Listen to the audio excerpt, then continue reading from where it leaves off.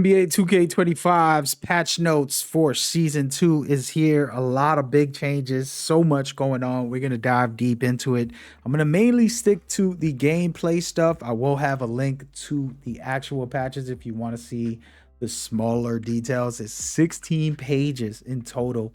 I'm going to give y'all strictly gameplay for the most part. We'll jump into some of the other stuff just to make sure you're informed that the things that are important. But most of this video is going to be sticking to the actual gameplay patch notes, which are the most important ones, in my opinion. All right, let's dive into it. So first things first, patch notes 2.0, aka right as season 2 starts. So it's actually good stuff. They said that basically they want to prepare for season 2's launch, basically Friday, aka a couple days away on the 18th. And so they wanted to make sure everything is ready, locked in.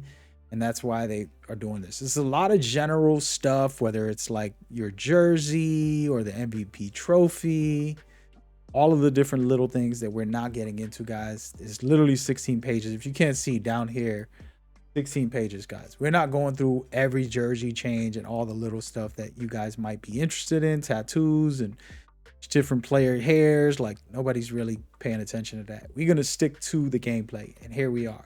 All right, so gameplay, patch notes. Let's dive into it. First things first, let's talk about it. It says add variation adjustments for the steals. So the unrealistic catches for these steals are going to get toned down. They're talking about blind steals when you're not facing the right way, or when you're close to the passer, when you're getting unrealistic catches.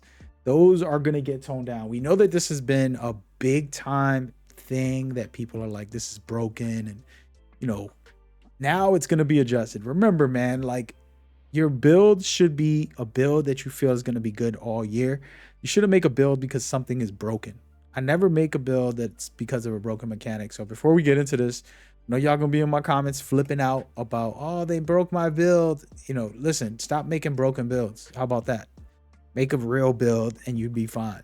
All right, it says improve close shot logic with more reliable coverage scores on both perimeter and interior defense. If your hands is down situations will we no longer register as a tight. Open shots receive a slight buff to maintain balance.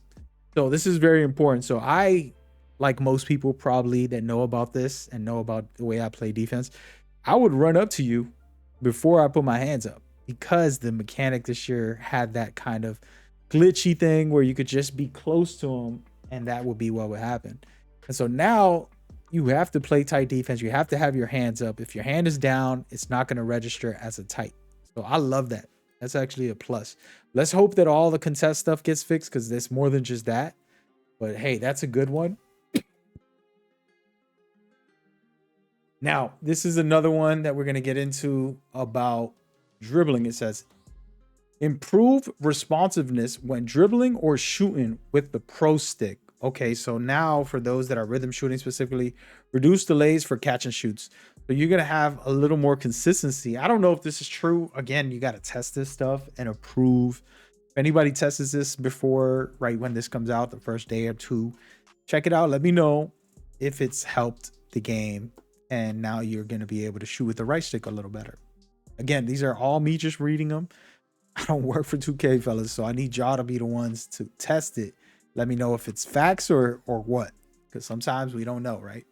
All right, so this is the biggest one that I think needed changing.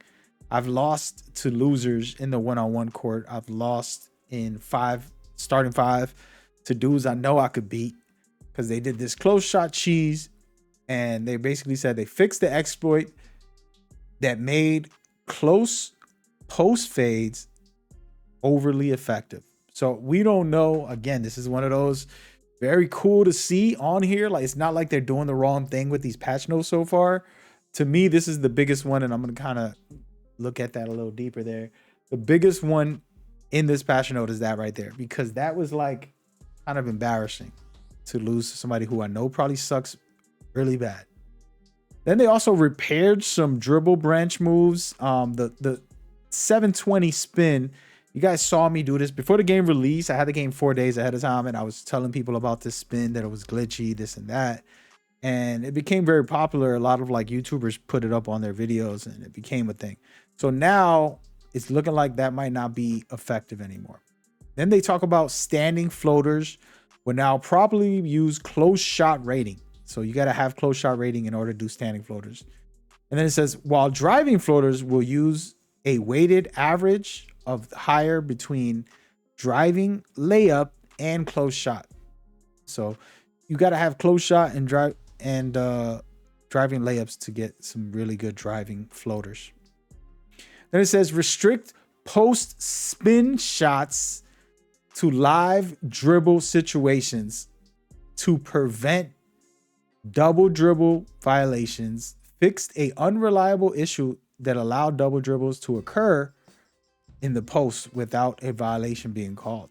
Now this is just a straight up bug they fixed, which is good. And then they go into a slight nerf was made to deep post. Wait, a slight nerf was made to deep post drop step effectiveness. So yeah, I feel like all the drop steps and the post spins were extremely overpowered, and they tweaking it. We'll see what that is. Again, we'll see what that is. Falling face down shot landings will now only trigger when hit from behind. Okay.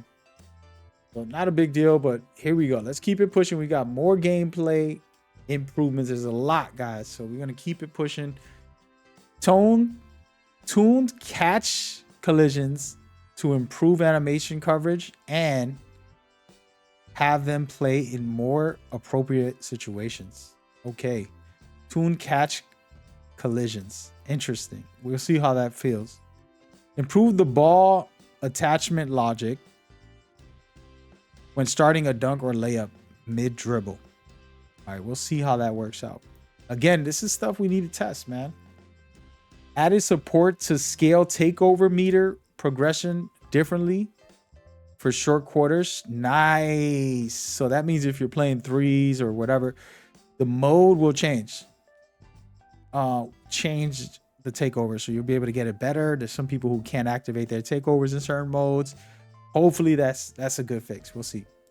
Fix an issue where the camera 2K flip will confuse the direction of the play and turnovers will happen. Yeah, this was one of the biggest. This is about the steals, really. It's not about the camera only, but the camera would help from getting more turnovers on this. So when I play my big, I definitely like that. I don't play my big all the time, but it's nice to have. And then we get into manually selecting defensive matchups will no longer reset after a timed out is called. So you guys know I love to switch if I'm on my lockdown or something. I'm like, yo, I want to switch on the guard. And so this is critical for me personally. Absolutely love it. And then we get into one of the critical things that I'm going to put on my cursor here for you guys. This was probably one of the most broken mechanics, but see you later. And I probably put it on one of my dribble tutorials. So I'm a part of the problem. Adjusted one of Jordan Clark's step back jumpers to prevent unrealistic dribble speeds. Thanks. Well, there goes the dribble boost glitch that everybody used. Now it's going to be people that can't play the game anymore. They're that bad. And it says updated Devin Booker's post shimmy fade. I really never use it, so I don't really even know if that's even a thing, guys. Tell me about that. And then they changed some stuff from one of the bigs. I don't really care about that. Player can only break out. Wait a minute.